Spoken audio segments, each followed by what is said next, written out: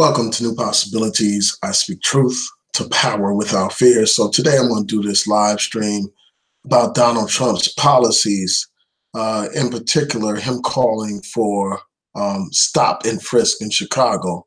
So I'm going to wait a couple of minutes before I get started. I want people to tune in before I get this going. And for those of you who have tuned in, please let me know if you can hear me okay. I would appreciate it.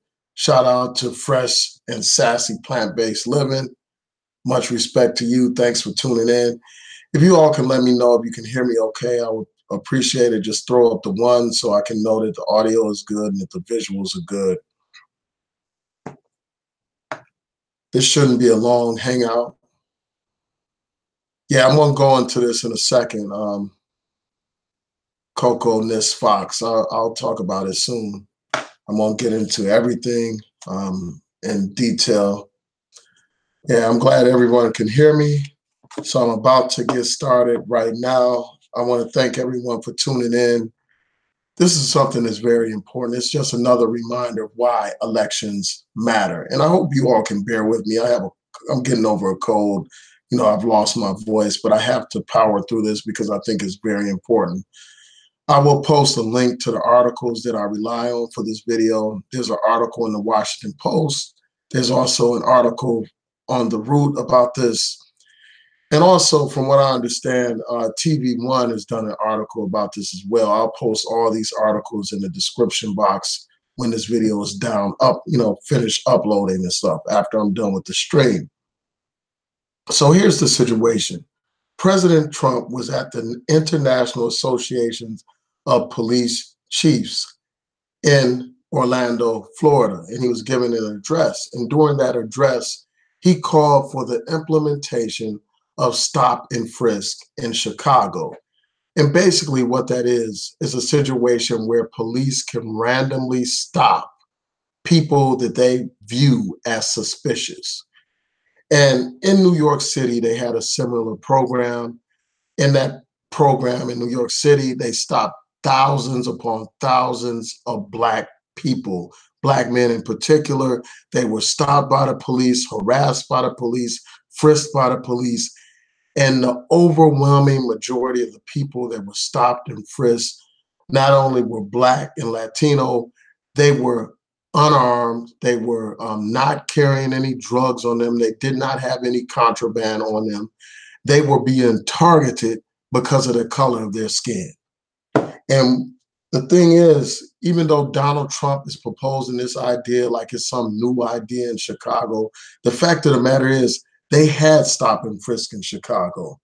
And they found that 72% of the people that were stopped by the police were Black. And Black people only make up 32% of the population in Chicago. But Black people were the ones that bore the burden of the stop and frisk program. So you have a stop and frisk program, which is nothing but racial profiling.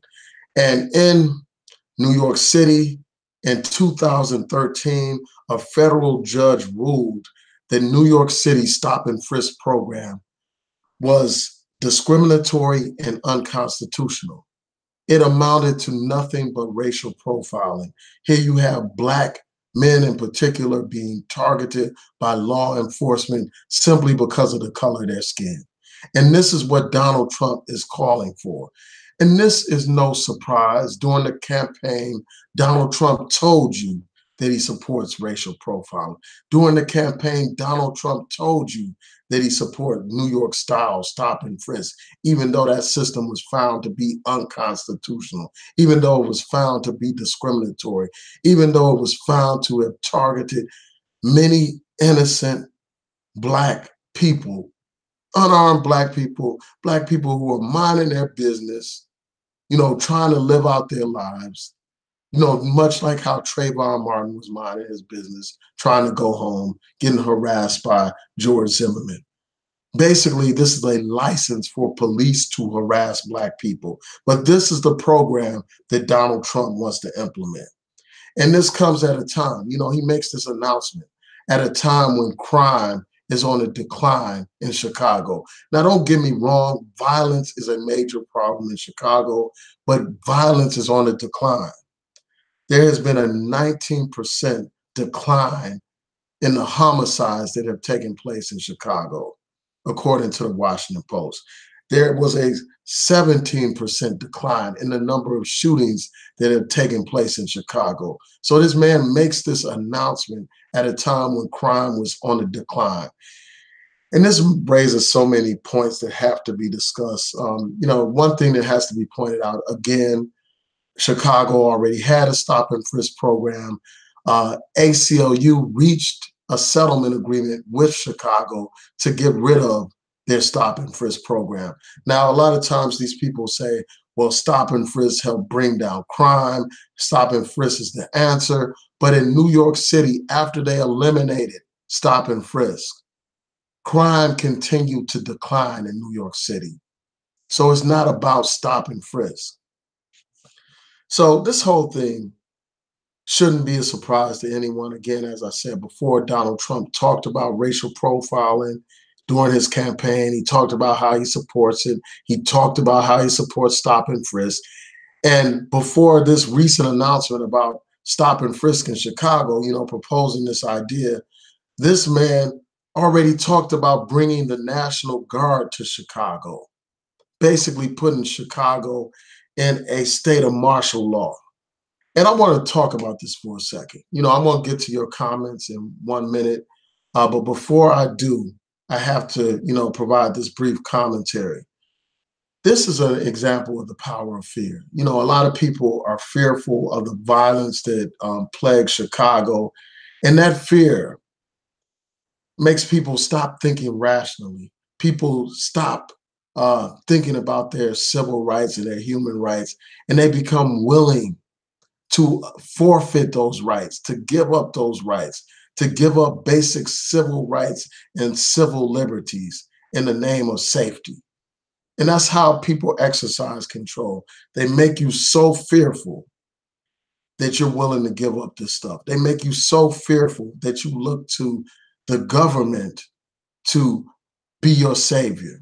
You look to the police, the same police that kill Black people and brutalize Black people, occupy Black communities and oppress Black people. You're looking to them as some kind of savior because they have pumped you with so much fear of gangs, fear of violence, when we should be the ones trying to take control of our community. And the thing is, as I pointed out before, most of these people that are stopped by these police are innocent people simply minding their business. They are being harassed by these police and brutalized by these police and searched by these police. You don't want to create a situation where these people are basically allowed to collectively punish an entire community based on the criminal activity of a minority within that community. The gangs, these people that engage in this violence in places like Chicago, they do not represent the majority of Black people in those cities. The majority of Black people in the cities are going to schools, are trying to live out their lives, are working every day, working hard every day. Or even for those who aren't working, those people who are on welfare just trying to survive. The overwhelming majority of them are not engaged in this violence that's plaguing our community. The majority of the people in the inner city are not drug dealers. So what you have is a situation where a minority is being used as a pretext to oppress the majority of the people, to oppress an entire group of people. That's nothing but collective punishment. That's nothing but prejudice and racism. They basically are assuming that because somebody is Black and because they live in a certain neighborhood, that somehow that is a badge of criminality, that somehow that gives the police a license to harass them and to search them and to humiliate them. And that's what you have here. You have this Trump administration endorsing this. This man is talking about having his attorney general go to Chicago to investigate and consider implementing these kinds of measures. And, such a measure will not make these communities safer. In fact, what it will do is it will further erode the relationship between the police and the community. The community already has many reasons not to trust the police. All these police brutality incidents, all this police harassment and racial profiling, all of that is going to only be exacerbated by having a stop and frisk program in Chicago. That will not solve those problems. It will only increase them. And the more interaction that Black people have with the police, the more likely there will be incidents of police brutality. That's what happens. But Donald Trump has no problem with that. Donald Trump is playing to his white base, his right-wing base. They don't care nothing about inner city violence. They don't care about that at all. They are using Chicago as a political football. That's what they're doing. But Chicago is a metaphor for Black people. It's a metaphor for for Democrats. It's a metaphor for Obama. And by pointing to Chicago, they are basically trying to condemn the Democrats. They're trying to condemn the Black community, and they're trying to condemn the legacy of Obama. And that's the only reason why they highlight Chicago. And basically, Chicago would be like a project for them, a project to experiment on, to use as some kind of testing ground for other types of measures that they would impose around the country, other stop and frisk programs in other cities that have problems with inner city violence. So it's just a launching pad for a right-wing agenda. And again, this is just a reminder of just how important elections are. This man has the power to actually encourage law enforcement to implement these kinds of measures. And then on top of that, now that he has Kavanaugh in the Supreme Court, as one of the justices in the Supreme Court, who knows what would happen if such a case was brought before the Supreme Court? I mentioned earlier how a judge in New York City found that stop and frisk program to be unconstitutional and discriminatory. Now, when you have this Supreme Court that is tilted to the right, that is no longer halfway balanced, at least when Kennedy was in there, you had a swing vote. But now that he has put his man in there, Kavanaugh, who knows how the Supreme Court would rule on racial profiling? Who knows how they would rule on a stop and frisk program being implemented? This is paving the way for right-wing policies. This is paving the way for a police state in Black communities. They terrify the community so bad that they make it acceptable for people to deal with, this type of intrusion on their rights. Acceptable for people to have federal troops in their neighborhoods, patrolling their neighborhoods, just like they patrol Baghdad or somewhere in Afghanistan, making our neighborhoods battlegrounds. And I remember what that's like just during the time when we had the uprising here in Baltimore, Maryland. I saw those National Guards. You don't know what kind of impact that has on the community to be occupied by military forces. And who knows what would happen if this man, Donald Trump, has his way, man. And again, it's just another reminder of how these elections matter. Now, instead of dealing with the root causes of violence, people like Donald Trump simply want to maintain what they call law and order, locking up more Black people, feeding the prison industrial complex, feeding the mass incarceration system that's being used against Black people, where you have large numbers of Black men and women locked up, further destabilizing Black communities. This is what Donald Trump is paving the way for, an exacerbation of that problem. This mass incarceration machine, which will not solve, the problem of crime. Like while they had this strict, law and order type of stance, They're not dealing with the issues that generate crime. They're not dealing with the poverty in the Black community. Despite all this rhetoric that comes from this White House, they're not dealing with that. They're not dealing with the failing schools in Black communities.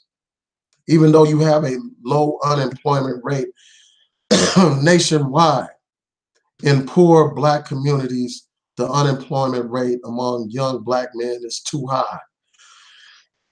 And Donald Trump is not trying to deal with that. He's not trying to wage a war on poverty. Instead, he wants to wage this war on drugs and on Black people, basically. And it's just time for us to wake up, man. And one thing that I just think about is how you have this ignorant, blind, deaf, and dumb minority within our community. These people that are gangsters, these people that are drug dealers, these people that are thugs and hooligans. They don't realize that they are just being used as pawns in the big scheme of things. Pawns that become a convenient excuse, a convenient pretext for the oppression of Black people as a collective. And, I just think that ultimately we have to deal with these criminal elements amongst us.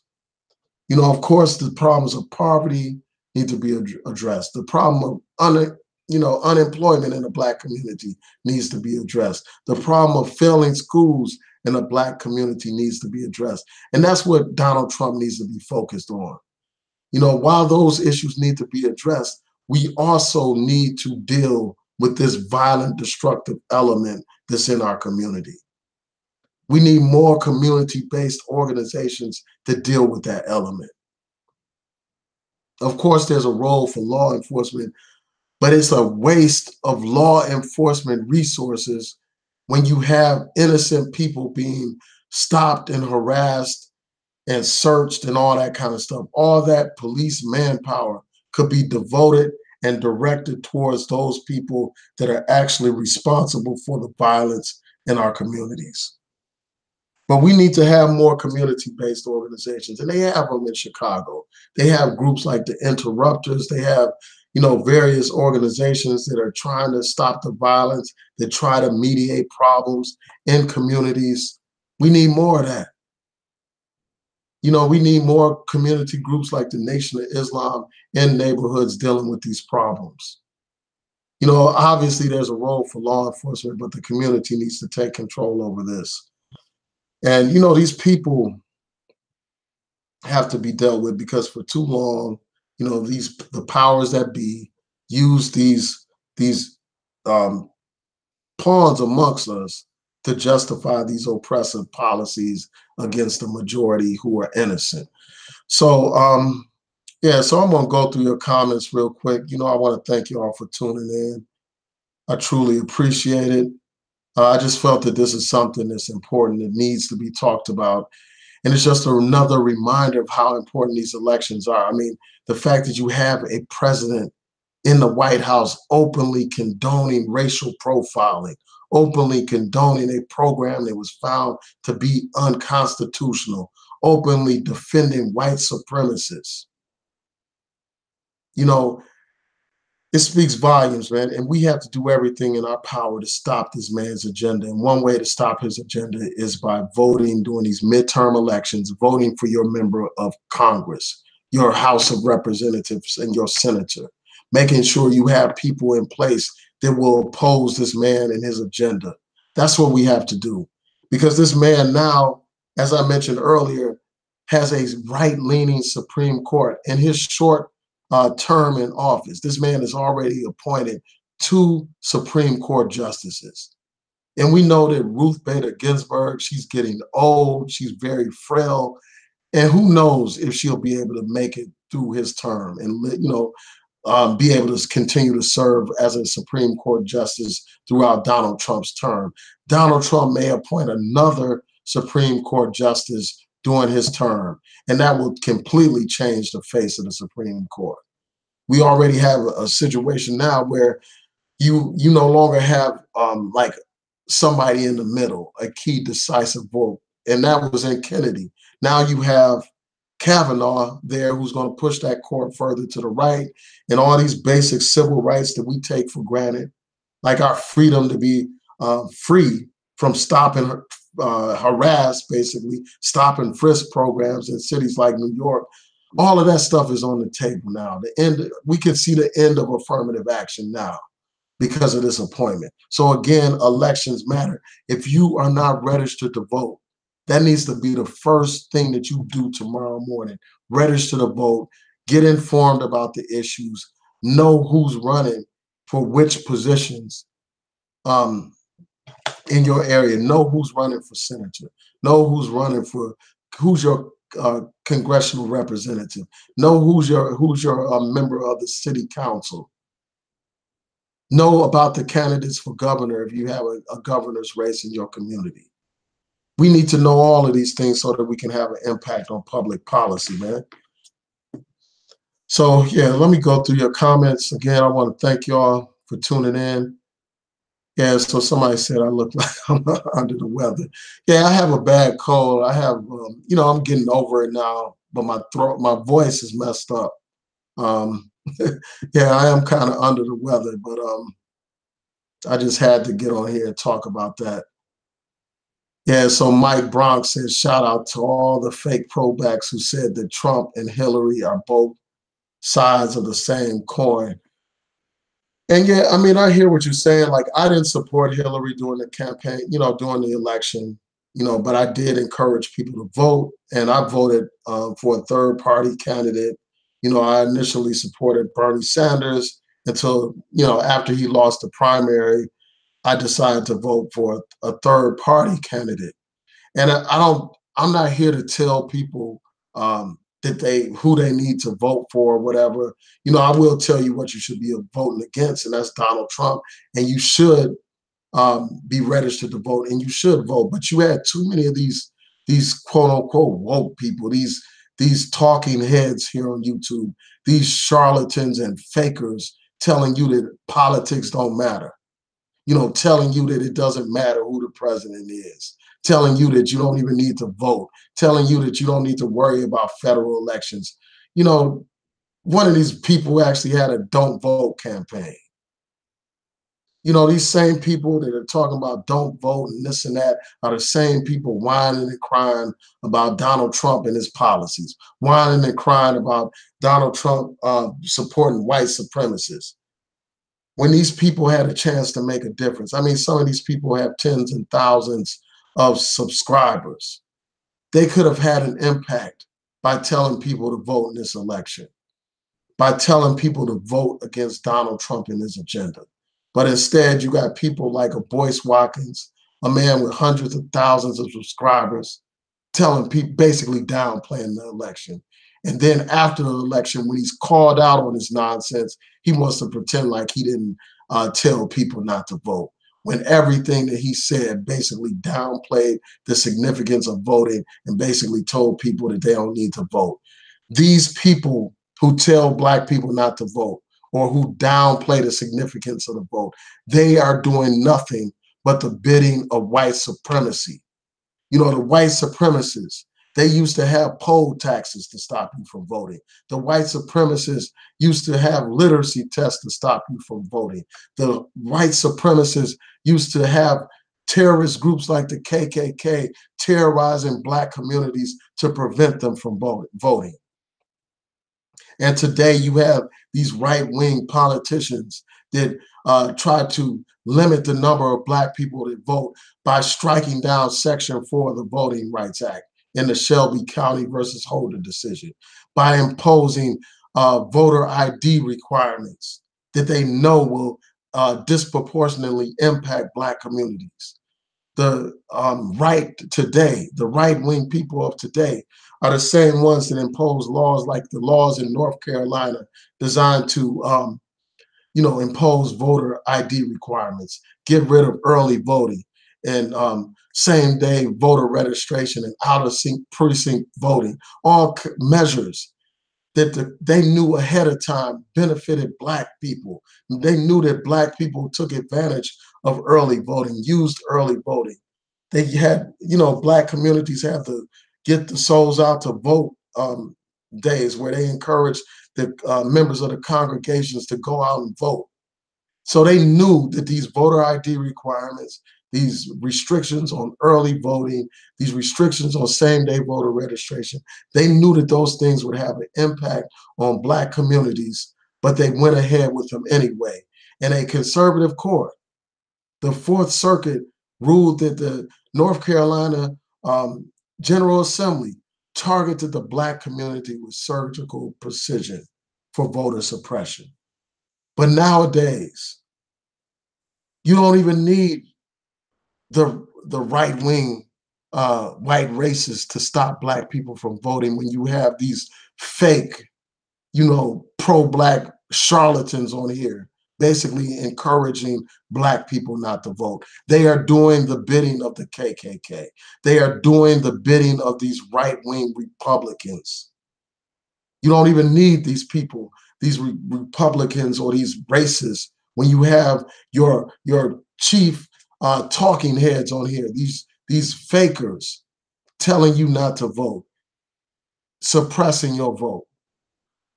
I could go on and on talking about that. I could do a video all night talking about these fakers on here telling Black people not to vote. And there's so many of them. These people come a dime a dozen, and all they sell people is empty rhetoric and pipe dreams. They don't have any kind of constructive or real plan to liberate Black people from anything. But that's a whole nother story. I could talk about that. So, yeah, Ming Nicole said they've been stopping and frisking people in Chicago. Yeah, as I mentioned, they did have a stop and frisk program in Chicago. It was ended after the ACLU reached a settlement agreement with the city of Chicago to end those types of practices. But I'm sure that, you have incidents where people are being stopped and frisked by the police with no justifiable reason, but it's not as structured as what was in place before, like in Chicago, early on, and what was in New York, where you had all these police basically monitoring groups, monitoring Black communities and systematically stopping and frisking Black men in particular and Black people in general. So you didn't have this, nothing on that kind of scale right now in Chicago. That was eliminated, but somebody like a Donald Trump is calling for the reinstatement of such policies. Yeah, our rights do get violated every day. And the only way we can stop that from happening is if we stand up.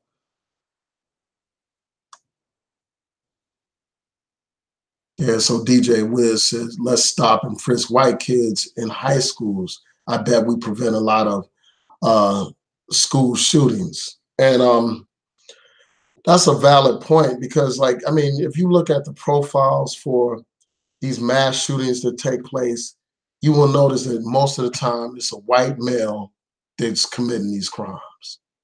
But you don't see anybody profiling white men, stopping and frisking these white men, assuming that they're all mass shooters or anything like that, because white people are judged as individuals, whereas Black people are judged as a collective. If one Black person does something wrong, they assume that all Black people behave that way. If you have some Black gangs, they're going to assume that all Black youth are involved in gangs, assume that all Black youth are involved in violence. And the sad thing is, you have the music industry that perpetuates this idea of the Black man as a violent criminal, much like how that film, The Original Birth of a Nation, depicted Black men as violent predators. And, going back to the discussion about Hillary Clinton, they literally called Black men predators, super predators. That's how they view Black people. So, yeah, so it's like Black people are judged as a collective, these white people are judged as individuals, and the same is true with Arabs and other groups. Like, they judge all Arabs and Muslims as terrorists, but a white person can commit terrorist acts, and the last thing that they will do is label that act as terrorism. The last thing that they will do is try to collectively punish white men or collectively prejudge white men and all that kind of stuff. They give them the benefit of the doubt. So I think that that's a great point that you have made, DJ Wiz. And so somebody said, Ming Nicole said, yeah, my city's in shambles. And I'm wondering if you're from Chicago. I'm assuming that you're from Chicago. Yeah, violence is a problem and it needs to be addressed. But you don't address it by stopping and frisking thousands upon thousands of innocent Black people simply because they're Black and simply because they live in certain neighborhoods. That doesn't make anybody safe. In fact, that is, as I said before, a complete waste of resources. All those police that are wasting time stopping and frisking innocent people could be spending their times targeting those gangs that are responsible for the violence that plagues our communities and those drug dealers.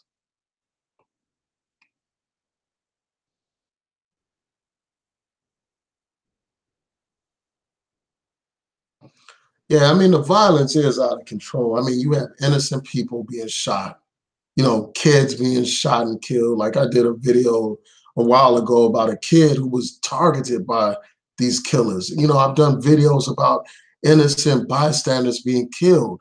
I did a video about a young girl here in Baltimore who was shot and killed while sitting in the back seat of a car. So, yeah, I mean, this violence is senseless, man, and it has to be addressed. And that's where accountability comes into play as well.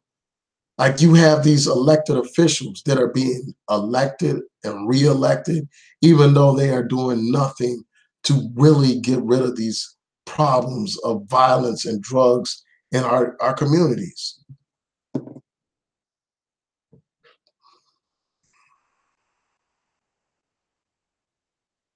Yeah, so DJ Wiz said anything to distract us from Russia. Yeah, I mean, yeah, I mean, Donald Trump is trying to distract people from that, but I think that hearing him talk about this is something that we need to pay attention to. We need to have our antennas up because this, again, is not just about Chicago, man. The Chicago thing could be used as a blueprint for the entire country. See, and that goes back to the programming thing, man, as well. Like how if they're able to paint Black people as dangerous, if they're able to criminalize the Black community, then nobody has any sympathy for the Black community.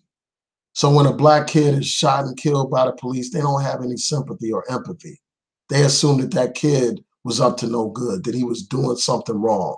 Just like George Zimmerman assumed that Trayvon Martin was up to no good. And the jury basically bought that narrative and allowed that man to get away with murder.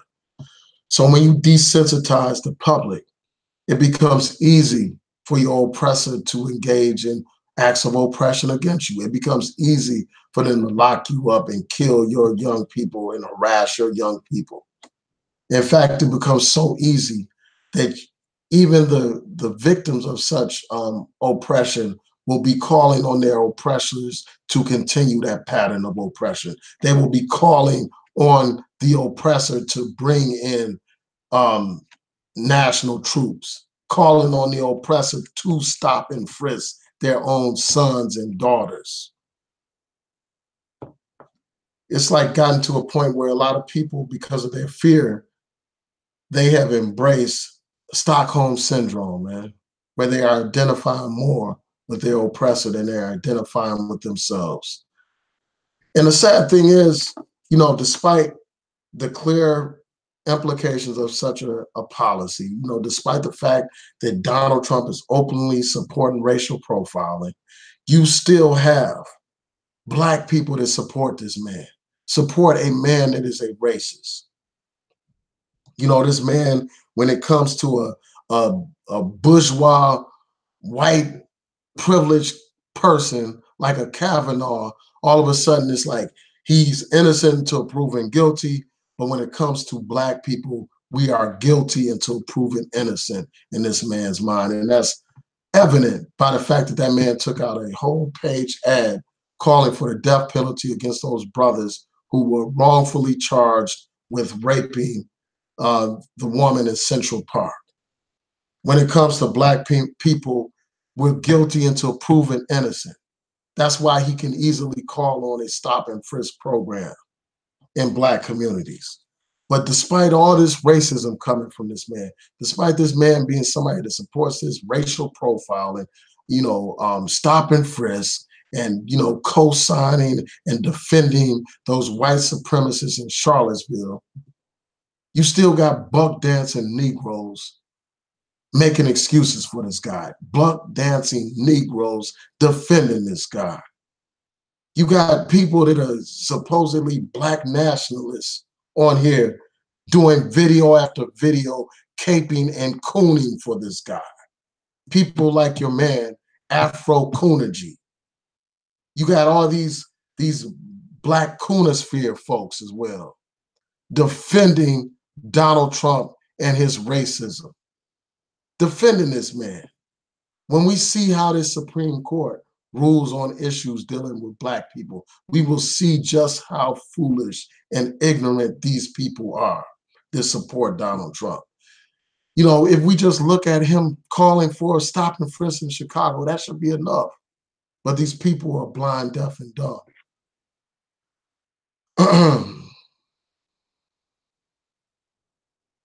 Yeah, so let me just go through your comments. So somebody said it's not fear-mongering in the case of Chicago. I mean, again, that's what I disagree with. I do think that violence is a real problem, but it's like these people are so gripped by fear that they are just like embracing their oppressor, man.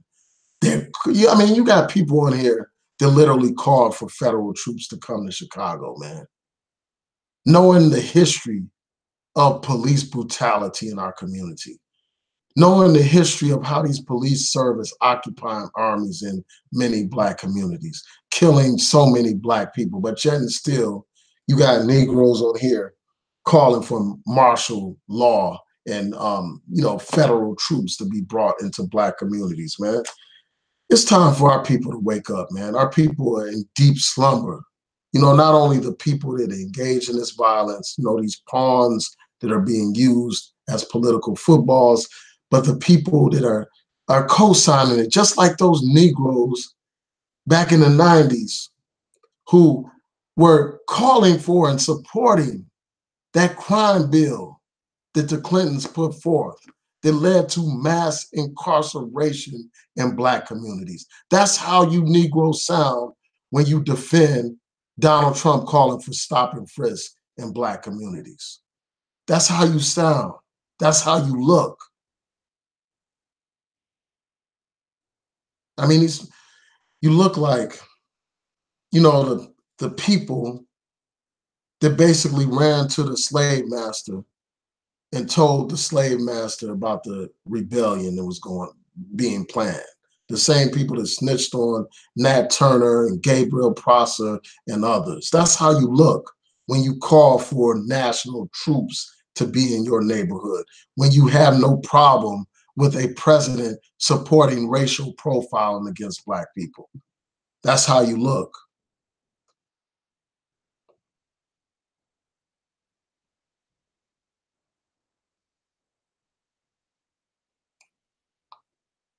So Coco Ness Fox said they create the violence. That's why they don't care. The thing is, the thing is, like, it's the conditions that create the violence. It's like these people, it reminds me of what Malcolm X said back in the day. He was talking about like how they put drugs in the community and alcohol in the community and dice in the community, and they arrest Black people for using the dice, for using the alcohol, for using the drugs, and all that kind of stuff. It's a system. We've seen stories about how the CIA put drugs in Black communities. It's not nothing that's mysterious or anything like that. It's well documented how the CIA fund, the civil war in Nicaragua through drug money. It's well documented. You know, all of this stuff. It's like they create the conditions that lead to the violence, and then they want to come in like they're trying to solve the problem when they're really further perpetuating the problem. Yeah, I could go into that in much more detail, but I won't right now.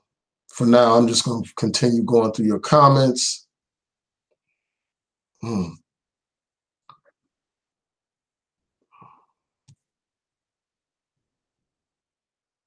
Just bear with me a second.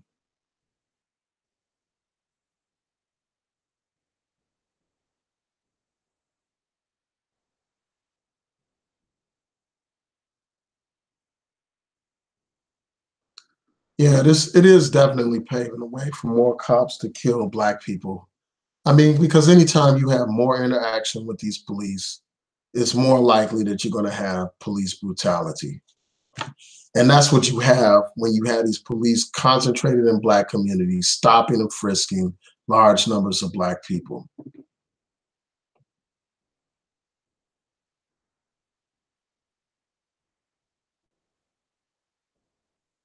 So, me and Nicole like asked, "What's the real solution?"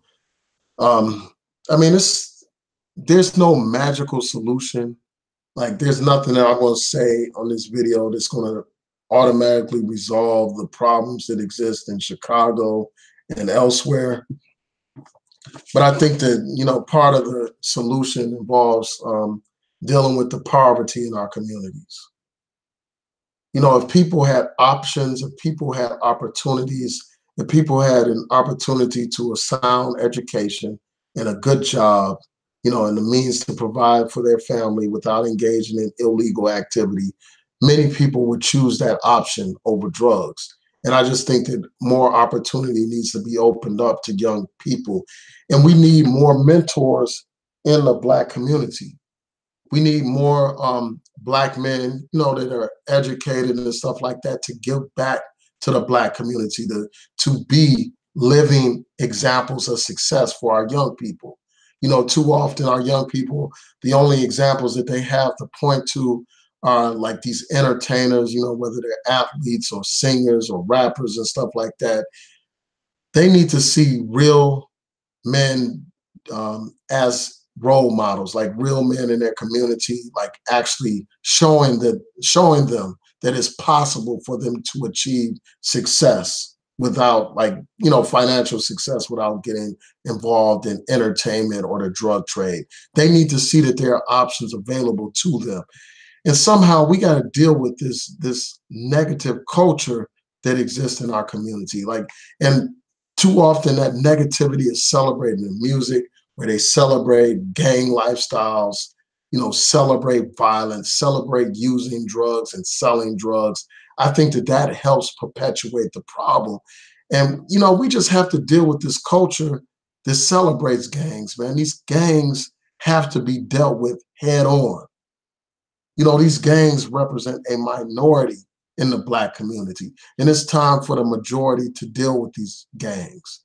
It's time for the parents to be parents and to, guide their children properly and talk to their children about these things, man, so that they don't get led astray and brought, sucked up into these gangs and, into this violence.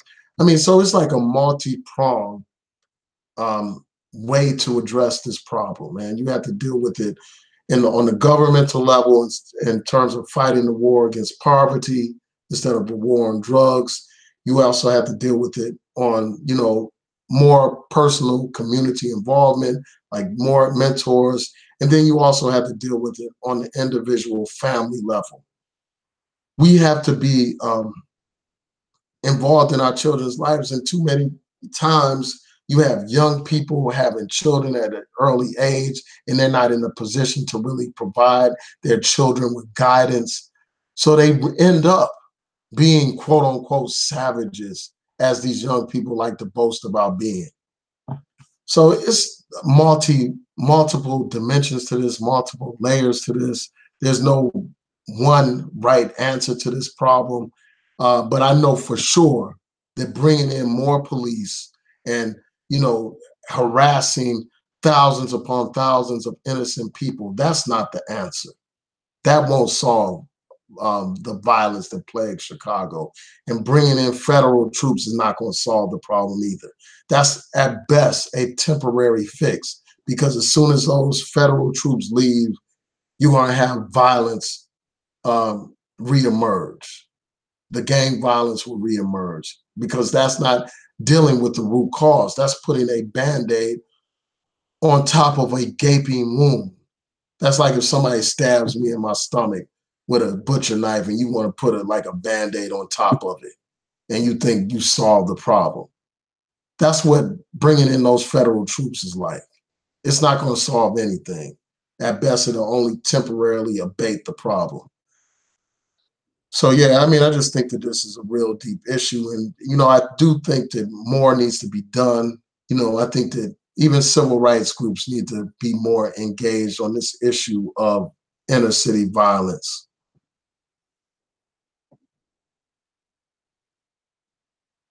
Yeah, so Victoria said stop and frisk just means stop and fuck with Black people. Exactly. Stop and harass Black people, stop and annoy Black people, stop and, bother somebody Black just because they're Black. That's what stop and frisk amounts to. Shout out to my man Psycho.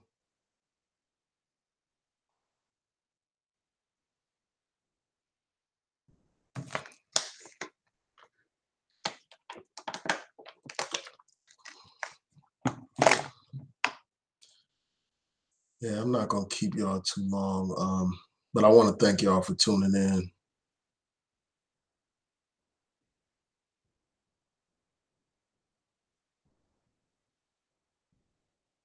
Yeah, Coco Ness Fox is right. I mean, he's not going to talk about any of these issues dealing with poverty or unemployment or education.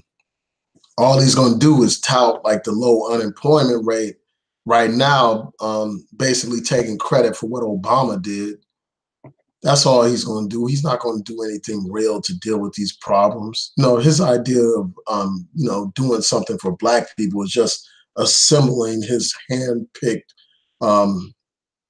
group of Negroes, honorary Negroes, and, to be around him, to give him, the appearance that he cares about Black people. When in fact, all he's doing is, using these Negroes as props for photo ops. So yeah, that's a very valid point.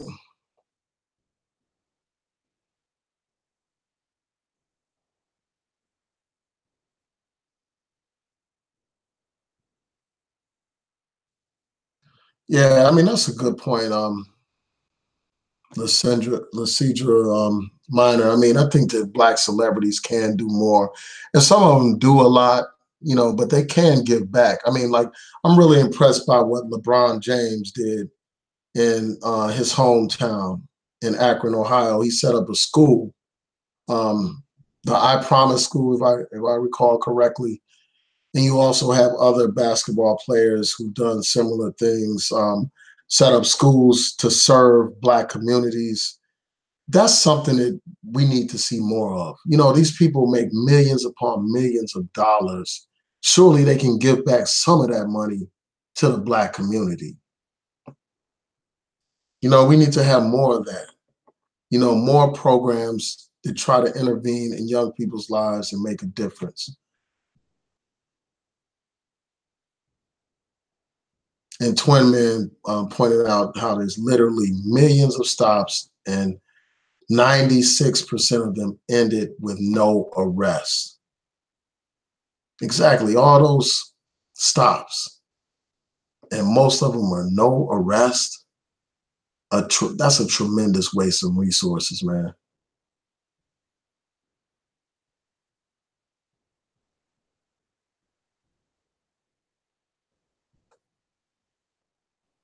Yeah. So I want to thank y'all for tuning in. Please rate, comment, and subscribe. For those of you who are watching this on playback, tell me what you think. Do you support stop and frisk in Black communities? Do you support calling the martial, calling for martial law in cities like Chicago, calling for the National Guard to come to Chicago. If not, why not? If you do, why do you support it? So tell me what you all think. Please rate, comment, and subscribe. And if you want to get notifications of my videos, hit that bell so that you will have those notifications. Peace.